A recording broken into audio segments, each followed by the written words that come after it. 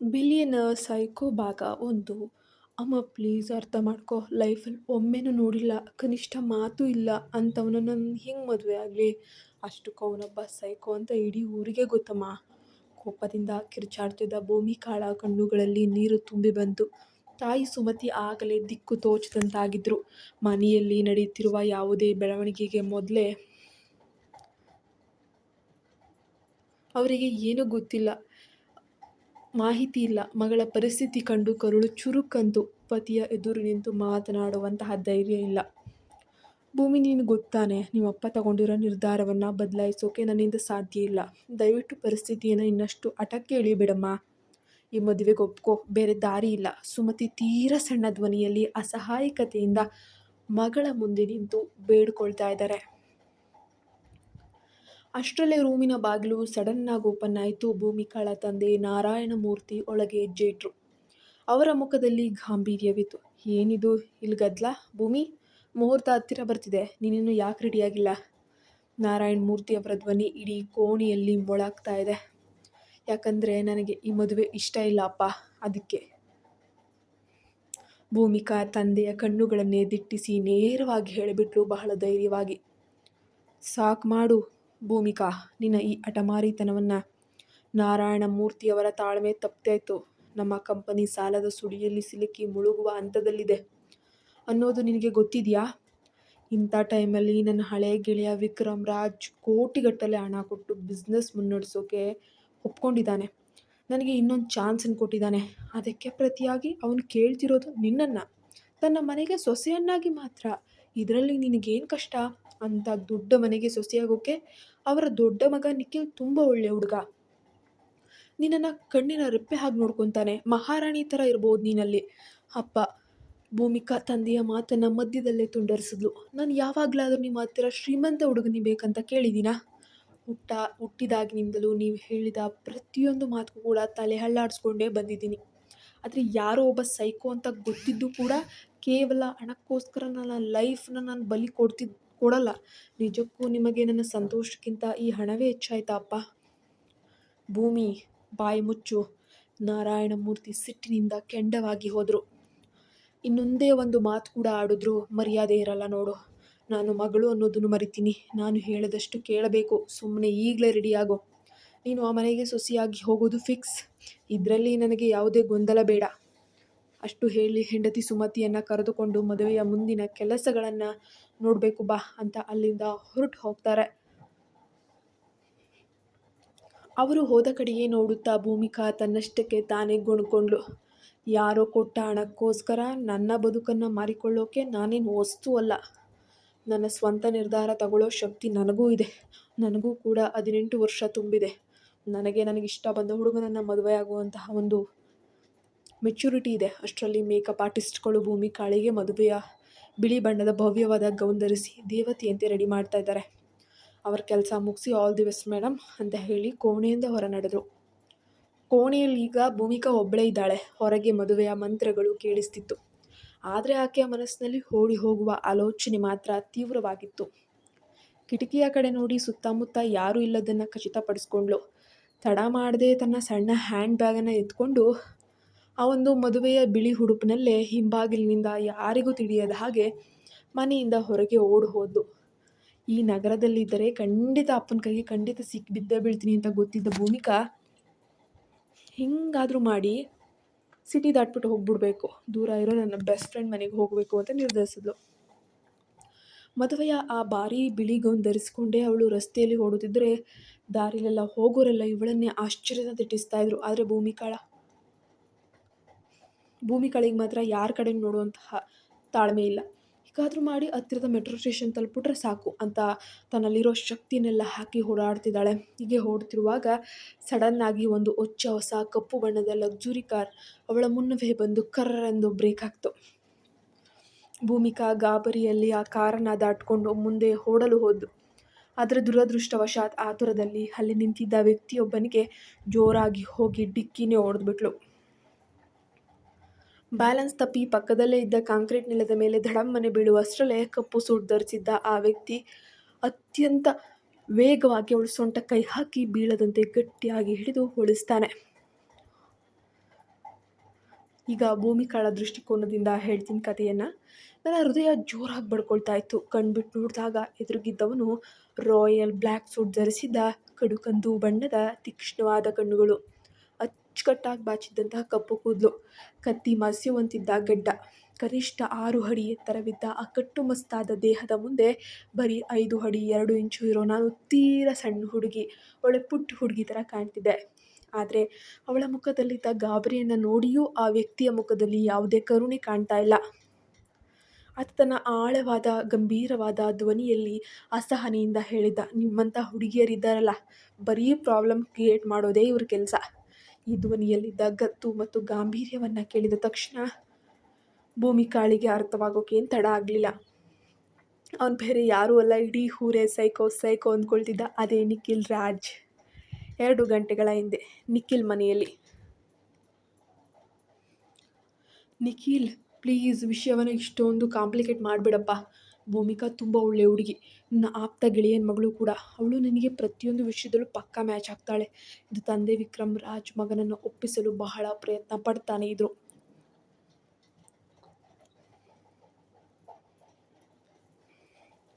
ಅದಕ್ಕೆ ವಿಕ್ರಮ್ ತಣ್ಣಗೆ ನಗುತ್ತಾ, ಮಿಸ್ಟರ್ ವಿಕ್ರಮ್ ರಾಜ್, ಅವಳು ಅಷ್ಟೊಂದು ಪರ್ಫೆಕ್ಟ್ ಆಗಿದ್ರೆ ನಿಮ್ಮ ಇನ್ನೊಬ್ಬ ಮುದ್ದಿನ ಮಗ ಯಶ್ ಇದಾನಲ್ಲ, ಅವನಿಗೆ ಮಾಡಿಸಿ ಆ ಮದುವೆನ. ಹೇಗಿದ್ರೂ ಅವನಿಗೆ ದಿನಕ್ಕೊಬ್ಬ ಹುಡುಗಿಯರ ಜೊತೆ ಸುತ್ತೋದು, ಲೈಫನ್ನು ಹಾಳು ಮಾಡ್ಕೊಳ್ಳೋದು ಅಂದರೆ ತುಂಬ ಇಷ್ಟ ಇರುತ್ತಲ್ವಾ. ನನಗಂತೂ ಸದ್ಯಕ್ಕೆ ಈ ಮದುವೆಗಿದ್ವಿ ಇದ್ರ ಮೇಲೆಲ್ಲ ನಿಜವಾಗ್ಲೂ ಇಂಟ್ರೆಸ್ಟ್ ಇಲ್ಲ ಪಾಪ ಎಂದು ನೇರವಾಗಿ ಸತ್ಯವನ್ನು ಮುಖಕ್ಕೆ ಹೊಡೆದಂಗೆ ಹೇಳ್ತಾ ಇದ್ದಾನೆ. ನೋಡಿದ್ರಾ ರೀ ನಿಮ್ಮ ಮಗ ನನ್ನ ರಕ್ತದ ಅಂಚನ್ನು ಹೇಗೆ ಅವಮಾನಿಸ್ತಾ ಇದ್ದಾನೆ ಅಂತ. ನನ್ನ ಮಗನ ಬಗ್ಗೆ ಈ ಥರ ಕೀಳಾಗಿ ಮಾತಾಡೋದನ್ನು ಕೇಳಿಸ್ಕೊಳ್ಳೋಕೆ ನಾನು ಇಲ್ಲಿ ಇರಬೇಕಾಗಿರೋದು ಎಂದು ರೇಖಾ ಜೋರಾಗಿ ಕಿರ್ಚಾಡಿದ್ರು. ಮೀನ್ಸ್ ರೇಖಾ ಬಂದು ನಿಖಿಲ್ನ ಮಲತಾಯಿ, ಅಂದರೆ 2ನೇ ಹೆಂಡತಿ, ವಿಕ್ರಮ್ ರಾಜ್ನ 2ನೇ ಹೆಂಡತಿ. ಯಶ್ ಅವಳ ಸ್ವಂತ ಮಗ. ಯಾವಾಗಲೂ ತಂದೆಯ ದುಡ್ಡಿನಲ್ಲಿ ಮಜಾ ಮಾಡುತ್ತಾ ಸಿಕ್ಕವ್ರ ಜೊತೆ ಗಲಾಟೆ ಮಾಡಿಕೊಂಡು ಲೈಫ್ನ ಎಂಜಾಯ್ ಮಾಡ್ತಾ ಬರೋದು ಅವ್ನ ಕೆಲಸ ಆಗಿತ್ತು. ಹೀಗಾಗಿ ಮನೆಯಲ್ಲಿ ಎಲ್ಲರಿಗಿಂತ ಬುದ್ಧಿವಂತನಾಗಿದ್ದ ನಿಖಿಲನ್ನು ಕಂಡ್ರೆ ರೇಖಾ ಮತ್ತು ಯಶ್ ಇಬ್ಬರಿಗೂ ಕೂಡ ಒಳಗೊಳಗೆ ಒಂಥರ ಹುರಿ, ಏನಂತಾರೆ ಮಲತಾಯಿ ಧೋರಣೆ ಅಂತಾರಲ್ಲ, ತೀವ್ರವಾದ ದ್ವೇಷ. ರೇಖಾ, ನೀನು ಸ್ವಲ್ಪ ಸುಮ್ಮನಿರು ಎಂದು ಹೆಂಡತಿಯನ್ನು ಗದರಿಸಿದ ವಿಕ್ರಮ್ ರಾಜ್ ನಿಖಿಲ್ ಕಡೆ ತಿರುಗಿ ಕಠೋರ ಧ್ವನಿಯಲ್ಲಿ ಹೇಳಿದ್ರು, ನೋಡು ನಿಖಿಲ್, ಇದು ನನ್ನ ಕೊನೆ ನಿರ್ಧಾರ. ನೀನೇನಾದರೂ ಭೂಮಿಕಾಳನ್ನು ಮದುವೆ ಆಗದೆ ಹೋದರೆ ನೆನ್ಪಿಟ್ಕೋ, ನನ್ನ ಆಸ್ತಿಯಲ್ಲಿ ನಿನಗೆ ಒಂದೇ ಒಂದು ನಯಾ ಪೈಸೆ ಕೂಡ ಸಿಗೋದೇ ಇಲ್ಲ. ನೀನು ಇಷ್ಟು ವರ್ಷ ಆಗಲೂ ರಾತ್ರಿ ಕಷ್ಟಪಟ್ಟು ಈ ಬಿಸ್ನೆಸ್ ಸಾಮ್ರಾಜ್ಯವನ್ನು ಕಟ್ಟಿರ್ಬೋದು, ಆದರೆ ನನ್ನ ಒಂದೇ ಒಂದು ಸಹಿ ಇಲ್ಲದಿದ್ದರೆ ಅದೆಲ್ಲವೂ ಬೂದಿ ಆಗುತ್ತೆ. ಹಾಗಾಗಿ ನಾನು ಕಠಿಣ ನಿರ್ಧಾರ ತಗೊಳ್ಳೋ ಹಾಗೆ ದಯವಿಟ್ಟು ನನ್ನನ್ನು ಪ್ರಚೋದಿಸಬೇಡ ಅಂತ ಕೇಳ್ಕೊತಾರೆ. ಮಗನಿಂದ ಯಾವುದೇ ರೀತಿಯ ಮರು ಮಾತು ಬರದೇ ಇದ್ದದ್ದನ್ನು ನೋಡಿ ವಿಕ್ರಮ್ ರಾಜ್ ಧ್ವನಿ ಬದಲಾಯಿಸ್ತಾನೆ. ನೋಡು ನಿಖಿಲ್, ನನಗೆ ಅದೆಲ್ಲ ಗೊತ್ತಿಲ್ಲ. ಭೂಮಿಕಾಳನ್ನು ನಾನು ನಿನಗಾಗಿ ಆರಿಸಿರೋದು. ನೀನು ಅವಳನ್ನು ಮದುವೆಯಾಗಲೇಬೇಕು. ನನಗೆ ಆದಷ್ಟು ಬೇಗ ಒಬ್ಬ ಮೊಮ್ಮಗನನ್ನು ಕೊಡು. ಆಮೇಲೆ ನೋಡು, ಈ ರಾಜ್ ಎಂಟರ್ಪ್ರೈಸಸ್ ಕಂಪನಿಯನ್ನು ನಿನ್ನ ಅಫಿಷಿಯಲ್ CEO ಮಾಡಿ ಬಿಸ್ನೆಸ್ನ 65% ಪಾಲನ್ನು ನಿನ್ನ ಹೆಸರಿಗೆ ಖಂಡಿತ ಬರೆದು ಕೊಡ್ತೀನಿ ಅಂತ ಹೇಳಿಬಿಡ್ತಾರೆ. ಇದೇನಿದು, ಲೈಫ್ ಅಂದರೆ ಇವರಿಗೆ ಇಷ್ಟೊಂದು ತಮಾಷೆನಾ ಅಂತ ನಿಖಿಲ್ ಮನಸ್ಸಿನಲ್ಲಿ ಅಂದ್ಕೊಂಡು, ಆದರೆ ಈ ಕ್ಷಣಕ್ಕೆ ಅವನಿಗೆ ಬೇರೆ ದಾರಿಯೇ ಇರಲಿಲ್ಲ. ತನ್ನ ಎತ್ತ ತಾಯಿ ರಕ್ತ ಬೆವರು ಸುರಿಸಿ ಕಷ್ಟಪಟ್ಟು ಬೆಳೆಸಿರೋಂಥ ಕಂಪ್ನಿ ಅದು. ಅದನ್ನು ಯಾವುದೇ ಕಾರಣಕ್ಕೂ ತನ್ನ ಮಲತಾಯಿ ರೇಖಾ ಮತ್ತು ಅವಳು ಸೋಮಾರಿ ಮಗ ಯಶ್ಗೆ ಪಾಲಾಗೋಗಿ ಬಿಡೋಕೆ ಅವನಿಗೆ ನಿಜವಾಗ್ಲೂ ಇಷ್ಟ ಇರಲಿಲ್ಲ. ತಾಯಿಯ ಆಸ್ತಿಯ ಮೇಲಿನ ಹಕ್ಕಿಗಾಗಿ ಅವನು ಈ ಮದುವೆಗೆ ಒಪ್ಪಲೇಬೇಕಾದ ಒಂದು ಅನಿವಾರ್ಯತೆ ಬಂದುಬಿಡುತ್ತೆ. ಅಷ್ಟರಲ್ಲೇ ಗಾಬರಿಯಿಂದ ಓಡಿ ಬಂದು ವಿಕ್ರಮ್ ರಾಜ್ ಸೆಕ್ರೆಟರಿ, ಸರ್, ಒಂದು ಬ್ಯಾಡ್ ನ್ಯೂಸ್. ಹುಡುಗಿ ಭೂಮಿಕಾ ಸರ್ದೇಸಾಯಿ ಮದುವೆ ಮಂಟಪದಿಂದ ಹೋಗಿದ್ದಾರಂತೆ ಎಂದು ವಿಷಯ ಮುಟ್ಟಿಸ್ತಾ. ಅದೇ ಟೈಮಿಗೆ ಭೂಮಿಕಾಳ ತಂದೆ ನಾರಾಯಣ ಮೂರ್ತಿ ಕೂಡ ವಿಕ್ರಮ್ ರಾಜ್ಗೆ ಫೋನ್ ಮಾಡಿ ಹೆಂಗಾದರೂ ಮಾಡಿ ಮದುವೆಯನ್ನು ಇನ್ನು ಕೆಲವು ಗಂಟೆಗಳ ಕಾಲ ಮುಂದೂಡುವಂತೆ ರಿಕ್ವೆಸ್ಟ್, ಕೈಕಾಲು ಮುಗಿದು ಬೇಡಿಕೊಂಡ್ರು. ಆ ಒಂದು ಕ್ಷಣದಲ್ಲಿ ವಿಕ್ರಮ್ ರಾಜ್ ನಿಜವಾಗ್ಲೂ ಶಾಕ್ ಆಗೋದ. ತಕ್ಷಣ ನಿಖಿಲ್ ಕಡೆ ತಿರುಗಿ, ನಿಖಿಲ್ ಕೇಳಿಸ್ಕೊ, ತಕ್ಷಣ ಹೋಗು, ಅವಳನ್ನು ಎಲ್ಲೇ ಇದ್ರೂ ಹುಡ್ಕೊಂಡು ಕರೆದುಕೊಂಡು ಬಾ. ನೆನಪಿರಲಿ, ನೀನು ಅವಳನ್ನು ಮದುವೆಯಾಗಲೇಬೇಕು ಅಷ್ಟೇ. ಮದುವೆಯಾದರೆ ಮಾತ್ರ ನಿನ್ನ ಮುಂದಿನ ಜೀವನ ಅಂತ ಆರ್ಡರ್ ಕೂಡ ಮಾಡ್ತಾರೆ. ನಿಖಿಲ್ ಒಳಗೊಳಗೆ ಸಿಟ್ಟಿನಿಂದ ಕೆಂಡವಾದರೂ ಕೂಡ ಅಸಹಾಯಕತೆಯಿಂದ ತನ್ನ ಕಪ್ಪು ಬಣ್ಣದ ಬೆಂಟ್ಲಿ ಕಾರಿನ ಕೀಯನ್ನು ಎತ್ಕೊಂಡು ತನ್ನ ಬಾಡಿ ಗಾರ್ಡ್ಗೆ ಮತ್ತೊಂದು ಕಾರ್ನಲ್ಲಿ ಭೂಮಿಕಾಳನ್ನು ಹುಡುಕಲು ಹೇಳಿ ತಾನು ರಸ್ತೆಗಿಳಿದ. ಕಾರ್ನಲ್ಲಿ ಹೋಗುತ್ತಿರುವಾಗಲೇ ದೂರದಲ್ಲಿ ಬಿಳಿ ಬಣ್ಣದ ಭವ್ಯವಾದ ಗೌನ್ ಧರಿಸಿ ಪಾಪ ಒಳ್ಳೆ ಜಿಂಕೆ ಮರಿ ಥರ ಹೊಡ್ತಿದ್ದಂಥ ಹುಡುಗಿ ಅವನ ಕಣ್ಣಿಗೆ ಬಿದ್ದು. ಮುಂಚೆ ಹೋಗ್ತಿದ್ದ ಬಾಡಿಗಾರ್ಡ್ ಕಾರು ಆಕೆಗೆ ಅಡ್ಡಲಾಗಿ ಬಂದು ನಿಂತ ತಕ್ಷಣ ಅದು ಮತ್ಯಾರೂ ಅಲ್ಲ, ಓಡಿ ಹೋಗಿದ್ದು ಭೂಮಿಕಾನೇ ಅನ್ನೋದು ನಿಖಿಲ್ಗೆ ಪಕ್ಕಾ ಕನ್ಫರ್ಮ್ ಆಗೋಯ್ತು. ನಿಖಿಲ್ ಕಾರಿನಿಂದ ಕೆಳಗಿಳಿದು ಬಂದು ಭೂಮಿಕಾಳ ಕೈಯನ್ನು ಗಟ್ಟಿಯಾಗಿ ಹಿಡಿದು ಅಕ್ಷರಶಃ ತನ್ನ ಕಾರಿನ ಕಡೆಗೆ ಎಳೆದೊಯ್ದ. ಆಕೆ ಎಷ್ಟೇ ಪ್ರತಿರೋಧ ಒಡ್ಡಿದ್ರೂ ಕೂಡ ಕೇಳದೆ ಪ್ಯಾಸೆಂಜರ್ ಸೀಟ್ನೊಳಗೆ ದಬಾಯಿಸಿ ಕೂಡಿಸ್ದ.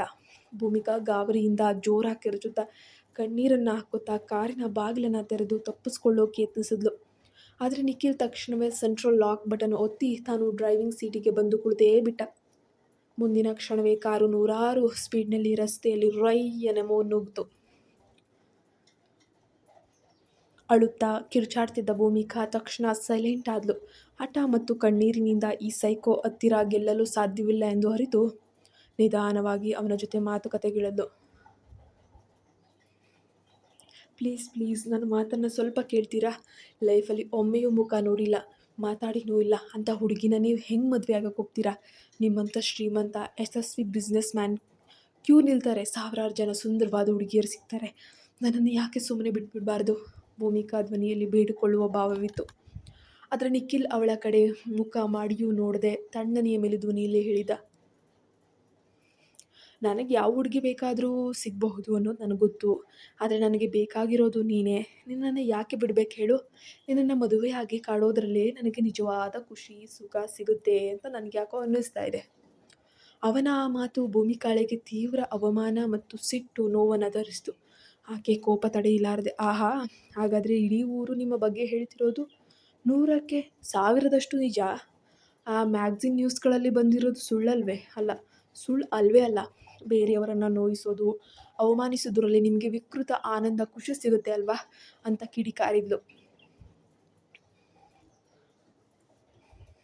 ಅದನ್ನು ಕೇಳಿದ ತಕ್ಷಣ ನಿಖಿಲ್ ಕಾರಿನ ಸ್ಪೀಡ್ ಕಡಿಮೆ ಮಾಡಲಿಲ್ಲ.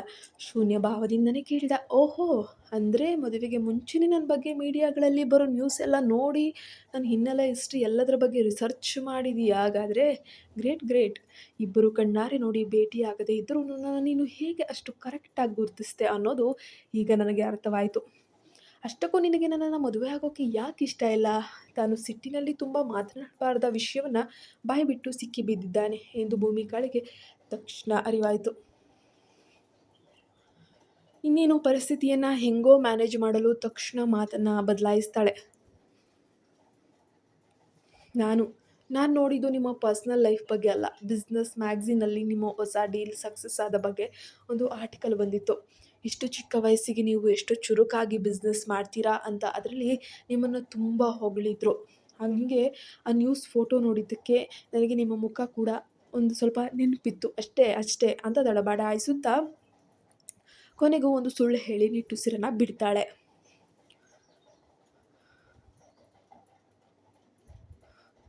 ಕತೆ ಸಖತ್ ಇಂಟ್ರೆಸ್ಟಿಂಗ್ ಆಗಿದೆ. ಭೂಮಿಕಾ ಈ ಹೇಳಿದ ಸುಳ್ಳನ್ನು ನಿಖಿಲ್ ನಂಬ್ತಾನ ಗೊತ್ತಿಲ್ಲ. ಭೂಮಿಕಾ ಎಳೆದ ಮಾತಿಗೆ ನಿಖಿಲ್ ಮುಖದಲ್ಲಿ ಸಣ್ಣದೊಂದು ವ್ಯಂಗ್ಯದ ನಗು ಮೂಡ್ತು. ಹೌದಾ, ಆ ಬಿಸ್ನೆಸ್ ಆರ್ಟಿಕಲನ್ನು ನಾನು ಕೂಡ ಓದಿದ್ದೆ. ಆದರೆ ಅದು ಸುದ್ದಿಯಲ್ಲಿ ಎಲ್ಲೂ ಯಾರನ್ನು ಅವಮಾನಿಸೋ ತರಹದ ವಿಷಯಗಳಿದ್ದ ನೆನಪು ಖಂಡಿತ ನನಗಂತೂ ಇಲ್ಲ. ನಿಖಿಲ್ ಕಣ್ಣುಗಳನ್ನು ರಸ್ತೆಯ ಮೇಲೆ ಇಟ್ಕೊಂಡು ತಣ್ಣಗೆ ಹೇಳ್ದ.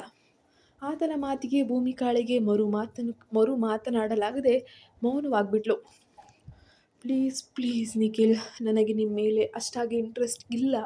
ನನ್ನ ಲೈಫ್ ನಿಮ್ಮ ಜೊತೆ ಚೆನ್ನಾಗಿರುತ್ತೆ ಅನ್ನೋ ನಂಬಿಕೆನೂ ನನಗಿಲ್ಲ. ಪ್ಲೀಸ್, ನೀವಂದರೆ ನನಗೆ ಸ್ವಲ್ಪನೂ ಇಷ್ಟ ಇಲ್ಲ. ನಿಮ್ಮ ಜೊತೆ ನನ್ನ ಮದುವೆ ಆಗಲ್ಲ. ಹಾಗಾಗಿ ದಯವಿಟ್ಟು ಈ ಮದುವೆಯನ್ನು ನೀವೇ ಕ್ಯಾನ್ಸಲ್ ಮಾಡಿಬಿಡಿ. ನಿಮ್ಮ ಕೈ ಮುಗಿದು ಕೇಳ್ಕೊಳ್ತೀನಿ. ಭೂಮಿಕಾಳ ಧ್ವನಿ ಅಸಹನೀಯತೆಯಿಂದ ಇನ್ನೂ ತಗ್ಗಿತ್ತು. ಆ ಕ್ಷಣದಲ್ಲಿ ಆ ಸೈಕೋ ಎದುರು ಬೇಡಿಕೊಳ್ಳುವುದನ್ನು ಬಿಟ್ಟು ಆಕೆಗೆ ಬೇರೆ ದಾರಿಯೇ ಇರಲಿಲ್ಲ. ಆದರೆ ನಿಖಿಲ್ನ ಕಠೋರ ಮನಸ್ಸು ಕರಗಲಿಲ್ಲ. ಆತ ಎಷ್ಟೇ ತಣ್ಣನೆಯ ಮತ್ತು ಗಂಭೀರವಾದ ಧ್ವನಿಯಲ್ಲಿ ಹೇಳಿದ, ನಾನು ಡ್ರೈವ್ ಮಾಡುವಾಗ ಯಾರಾದರೂ ಪಕ್ಕದಲ್ಲಿ ಕೂತು ಕಿರುಚಾಡಿದರೆ ನನಗೆ ಸ್ವಲ್ಪನೂ ಇಷ್ಟ ಆಗೋದಿಲ್ಲ. ಅದರಲ್ಲೂ ಹೆಣ್ಣು ಮಕ್ಕಳು ಕೋಪ ಮಾಡ್ಕೊಳ್ಳೋದು ಕಂಡ್ರೆ ನನಗೆ ಆಗೋದೇ ಇಲ್ಲ. ಸುಮ್ಮನೆ ಬಾಯಿ ಮುಚ್ಕೊಂಡು ಕೂತ್ಕೋ. ಇಷ್ಟಕ್ಕೂ ನಿನಗೆ ಮದುವೆ ಇಷ್ಟ ಇಲ್ಲ ಅಂದಮೇಲೆ ನಿನ್ನ ದುಡ್ಡಿಗಾಗಿ ಮಾರಾಟ ಮಾಡಬೇಡ ಅಂತ ನಿನ್ನ ತಂದೆಗೆ ಹೋಗಿ ಹೇಳಬೇಕಿತ್ತಲ್ವಾ? ಅಲ್ಲಿವರೆಗೂ ನೀನೇನು ಕಳ್ಳೆಪುರಿ ತಿಂತಿದ್ದ? ನನ್ನ ಹತ್ತಿರ ಕೇಳ್ತಾ ಇದೆಯಾ? ಆ ಮಾತು ಭೂಮಿಕಾಳ ಎದೆಗೆ ನೇರವಾಗಿ ನಾಡಿತು. ಮಾತನಾಡಲು ಹೊರಟವಳು ಹಾಗೆ ಮೌನವಾಗಿಬಿಟ್ಲು. ನಿಖಿಲ್ ಹೇಳಿದ್ದು ಕಹಿ ಸತ್ಯವಾಗಿತ್ತು, ಆದರೆ ನಿಜವಾಗಿಯೂ ಸತ್ಯ. ಸ್ವಂತ ತಂದೆಯೇ ತನ್ನ ಬಿಸ್ನೆಸ್ ಲಾಭಕ್ಕಾಗಿ ಮಗಳ ಬದುಕನ್ನು ಮತ್ತೊಬ್ಬರ ಪಾಲಿಗೆ ಹೊತ್ತೆ ಇಡ್ತಿದ್ದ ಮೇಲೆ ಈ ಅಪರಿಚಿತ ವ್ಯಕ್ತಿಯನ್ನು ದೂಷಿಸಿ ಏನಾದರೂ ಪ್ರಯೋಜನನಾ? ಕಾರಿನ ಕಿಟಕಿಯಿಂದ ಹೊರಗೆ ಶೂನ್ಯವಾಗಿ ನೋಡ್ತಿದ್ದ ಭೂಮಿಕಾಳಿಗೆ ತನ್ನ ಕಳೆದು ಹೋದ ಇಡೀ ಬದುಕು ಕಣ್ಣು ಮುಂದೆ ಬಂದು ಹೋಯಿತು.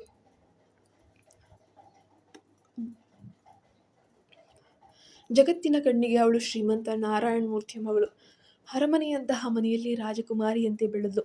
ಆದರೆ ಆ ಬಣ್ಣದ ಅರಮನೆಯಲ್ಲಿ ಆಕೆಗೆ ಸಿಕ್ಕಿದ್ದು ಬರೀ ಬಂಧನ. ಆಕೆಯ ಸ್ನೇಹಿತರನ್ನ ಕೂಡ ಅವಳು ಅಂತಸ್ತು ಬ್ಯಾಕ್ಗ್ರೌಂಡ್ ನೋಡಿಯೇ ತಂದೆ ಆಯ್ಕೆ ಮಾಡ್ತಾ ಇದ್ರು. ಕನಿಷ್ಠ ಪಕ್ಷ ತನಗಿಷ್ಟವಾದ ಆಹಾರವನ್ನು ತಿನ್ನುವ ಸ್ವಾತಂತ್ರ್ಯವೂ ಆಕೆಗಿರಲಿಲ್ಲ. ತನ್ನ ವಯಸ್ಸಿನ ಹುಡುಗಿಯರೆಲ್ಲ ಕಾಲೇಜ್, ಫ್ರೆಂಡ್ಸ್, ಪಿಕ್ನಿಕ್ ಅಂತ ಲೈಫ್ ಎಂಜಾಯ್ ಮಾಡ್ತಿದ್ರೆ ಇವಳು ಮಾತ್ರ ತಂದೆಯ ಒತ್ತಾಯಕ್ಕೆ ಮಣಿದು ಪಿಯಾನೋ ಕ್ಲಾಸ್, ಫ್ರೆಂಚ್ ಭಾಷೆ, ಅಡುಗೆ, ಸಂಗೀತ ಅಂತ ಹಗಲು ರಾತ್ರಿಯೆಲ್ಲ ಕಲಿಬೇಕಾಗಿತ್ತು. ಆದರೂ ಅವಳು ಒಮ್ಮೆಯೂ ತಂದೆಗೆ ಎದುರು ನಿಂತು ದೂರ ಹೇಳಲಿಲ್ಲ. ಮದುವೆಯಾದ ಮೇಲಾದರೂ ಬಹುಶಃ ನನ್ನಿಷ್ಟದಂತೆ ಸ್ವತಂತ್ರವಾಗಿ ಬದುಕಬಹುದು, ನನ್ನ ಗಂಡನ ಜೊತೆ ಎಂಬಂತಹ ಒಂದೇ ಒಂದು ಪುಟ್ಟ ಆಸೆ ಆಕೆಯ ಕಣ್ಗಳಿತ್ತು. ಆದರೆ ಈಗ ಅದೇ ಕುಟುಂಬ ತನ್ನ ಸ್ವಾರ್ಥಕ್ಕಾಗಿ ಆಕೆಯನ್ನು ಹಣದ ಒಪ್ಪಂದಕ್ಕೆ ದಾಳವಾಗಿಸಿ ಮಾರಿಬಿಟ್ಟಿತ್ತು. ಇಷ್ಟೆಲ್ಲ ಯೋಚನೆಗಳ ಸುಳಿಯಲ್ಲಿ ಸಿಲುಕಿದ ಭೂಮಿಕಾಳಿಗೆ ಕಾರ್ ಬಂದು ನಿಂತಿದ್ದೇ ತಿಳಿಲಿಲ್ಲ. ಕಣ್ಣೆತ್ತಿ ನೋಡಿದಾಗ ನಗರದ ಅತ್ಯಂತ ದುಬಾರಿ ಅದ್ದೂರಿ ಕಲ್ಯಾಣ ಮಂಟಪದ ಮುಂದೆ ಕಾರ್ ಬಂದು ನಿಂತಿರುತ್ತೆ. ಯಾರ ಕಣ್ಣಿಗೂ ಬೀಳಬಾರದೆಂದು ನಿಖಿಲ್ ಕಾರನ್ನು ಮಂಟಪದ ಹಿಂಬಾಗಿಲಿಗೆ ತಂದು ನಿಲ್ಲಿಸಿದ್ದ. ಅವನ ತಕ್ಷಣ ಕಾರ್ನಿಂದ ಇಳಿದು ಬಂದ ಭೂಮಿಕಾ ಇನ್ನೂ ಕಾರ್ನೊಳಗೆ ಕಲ್ಲಾದ ಪ್ರತಿಮೆಯಂತೆ ಶೂನ್ಯವಾಗಿಯೇ ಕುಳಿತಿದ್ಲು. ನಿಖಿಲ್ ಪ್ಯಾಸೆಂಜರ್ ಸೀಟ್ನ ಬಾಗಿಲನ್ನು ಜೋರಾಗಿ ತೆರೆದು ಆಕೆಯ ಕೈಯನ್ನು ಬಿಗಿಯಾಗಿ ಹಿಡಿದು ಹೊರಗಿಳಿತಾನೆ. ಮಂಟಪದ ಹಿಂಬಾಗಿಲಿನಲ್ಲಿ ಭೂಮಿಕಾಳ ತಂದೆ ನಾರಾಯಣ ಮೂರ್ತಿ ಮತ್ತು ತಾಯಿ ಸುಮತಿ ಆಗಲೇ ಗಾಬರಿಯಿಂದ ಕಾಯುತ್ತಾ ನಿಂತಿದ್ರು. ಮಗಳನ್ನು ನೋಡ್ತಿದ್ದಂಗೆ ನಾರಾಯಣ ಮೂರ್ತಿ ಅವರ ಕೋಪ ನೆತ್ತಿಗೆ ಏರಿಬಿಡ್ತು. ಮುಂದೆ ಬಂದವರು ಎಲ್ಲರ ಎದುರೇ ಭೂಮಿಕಾಳ ಕೆನ್ನೆಗೆ ಟಪಾರ್ ಟಪಾರ್ ಅಂತ ಜೋರಾಗಿ ಕಪಾಳ ಮೋಕ್ಷ ಮಾಡಿದ್ರು. ಓಡು ಹೋಗೋಕ್ಕೆ ನಿನಗೆ ಎಷ್ಟು ಧೈರ್ಯ ಇರಬೇಕು? ಕನಿಷ್ಠ ಪಕ್ಷ ಸಮಾಜದಲ್ಲಿ ಇರೋ ನನ್ನ ಈ ಗೌರವ ಘನತೆ ಬಗ್ಗೆ ಆದರೂ ನಿನಗೆ ಯೋಚನೆ ಬರಲಿಲ್ವೇ? ಇಷ್ಟು ದಿನ ಸಾಕಿ ಸಲುಹಿದ್ದಕ್ಕೆ ಮರ್ಯಾದೆ ಕಳಿಯೋಕೆ ನೋಡ್ತೀಯಾ ಎಂದು ಸಿಟ್ಟಿನಿಂದ ಜೋರಾಗಿ ಗದರಿಸಿದ್ರು. ಪಾಪ ಆ ಭೂಮಿಕಾ ಕೆನ್ನಿನ ಸವರುತ್ತಾ ಕಣ್ಣೀರು ಹಾಕಿದ್ಲೇ ಹೊರತು ಮರು ಮಾತಾಡಲಿಲ್ಲ. ಮತ್ತೊಂದೆಡೆ ನಿಖಿಲ್ ಆಕೆಯನ್ನು ಎತ್ತವರ ಕೈಗೊಪ್ಪಿಸಿ ತಾನು ಮದುವೆ ಹಾಲ್ ಕಡೆ ಹೆಜ್ಜೆ ಹಾಕ್ತ. ತನ್ನ ತಂದೆ ವಿಕ್ರಮ್ ರಾಜ್ ಹತ್ತಿರ ಹೋಗಿ ಭೂಮಿಕಾಳನ್ನು ಕರೆತಂದಿರುವ ವಿಷಯವನ್ನು ತಿಳಿಸ್ದ. ಇತ್ತ ಹಿಂಬಾಗಿಲಿನಲ್ಲಿ ನಾರಾಯಣ ಮೂರ್ತಿ ಅವರ ಧ್ವನಿ ಈಗ ತಣ್ಣಗಾಗಿತ್ತು. ಅವರು ಭೂಮಿಕಾಳಿಗೆ ಪರಿಸ್ಥಿತಿ ವಿವರಿಸಲು ಮುಂದಾದರು. ನೋಡು ಭೂಮಿ, ಈ ಸಮಯದಲ್ಲಿ ನಿನ್ನ ತಂದೆಗೆ ನಿನ್ನ ಸಹಾಯದ ಅಗತ್ಯ ಖಂಡಿತ ಇದೆ. ಈ ಬಿಸ್ನೆಸ್ ಡೀಲ್ ಏನಾದರೂ ಕ್ಯಾನ್ಸಲ್ ಆದರೆ ನಮ್ಮ ಕಂಪನಿ ಸಂಪೂರ್ಣವಾಗಿ ಮುಳುಗು ಹೋಗುತ್ತೆ. ನಾನು ಬೀದಿಗೆ ಬರ್ತೀನಿ. ಅಷ್ಟೇ ಅಲ್ಲ, ನಿನಗೊಬ್ಬ ತಮ್ಮ ಕೂಡ ಇದ್ದಾನೆ, ನೆನಪಿರಲಿ, ಅದನ್ನು ಮರಿಬೇಡ. ಅವನ ಇಡೀ ಭವಿಷ್ಯ, ಈಗ ವಿದ್ಯಾಭ್ಯಾಸ, ಅವನ ಫ್ಯೂಚರ್ ಎಲ್ಲವೂ ಈ ಕಂಪನಿಯ ಮೇಲೆಯೇ ಡಿಪೆಂಡ್ ಆಗಿರೋದು. ಅವನ ಲೈಫ್ ಬಗ್ಗೆ ಆದರೂ ಸ್ವಲ್ಪ ಯೋಚನೆ ಮಾಡಮ್ಮ. ಭೂಮಿಕಾಳ ತಮ್ಮ ಮಯೂರ್ ಸದ್ಯಕ್ಕೆ ಅಮೇರಿಕಾದಲ್ಲಿ ಹೈಯರ್ ಸ್ಟಡೀಸನ್ನು ಮಾಡಿಕೊಂಡು ಅಲ್ಲೇ ಇದ್ದಾನೆ. ತಂದೆಗೆ ಮಗಳು ಭೂಮಿಕಾಗಿಂತ ಮಗ ಮಯೂರ್ ಅಂದ್ರೇ ಹೆಚ್ಚು ಪ್ರಾಣ. ಯಾಕಂದರೆ ತನ್ನ ಮುಂದಿನ ಒಂದು ಭವಿಷ್ಯನೇ ಅವನಲ್ವಾ. ಹಾಗಾಗಿ ಅವನೇ ಅವರ ಸರ್ವಸ್ವ ಅನ್ನೋದು ಭೂಮಿಕಾಳಿಗೆ ಚೆನ್ನಾಗಿ ಗೊತ್ತಿತ್ತು. ಮಗನ ಭವಿಷ್ಯಕ್ಕಾಗಿ ತಂದೆ ಯೋಚಿಸ್ತಿದ್ರು, ಆದರೆ ಮಗಳ ಬದುಕಿನ ಬಗ್ಗೆ ಯಾರಿಗೂ ಚಿಂತೆ ಇಲ್ಲ. ಕತೆ ಮುಂದುವರಿಯುತ್ತೆ. ನೀವು ನಮ್ಮ ಚಾನಲ್ಗೆ ಸಬ್ಸ್ಕ್ರೈಬ್ ಆಗಿಲ್ಲ ಅಂದರೆ ಈ ಕೂಡಲೇ ಸಬ್ಸ್ಕ್ರೈಬ್ ಆಗಿ, ಪ್ಲೀಸ್ ಸಬ್ಸ್ಕ್ರೈಬ್ ಆಗಿ. ಕತೆ ಬರುತ್ತೆ ಮುಂದಿನ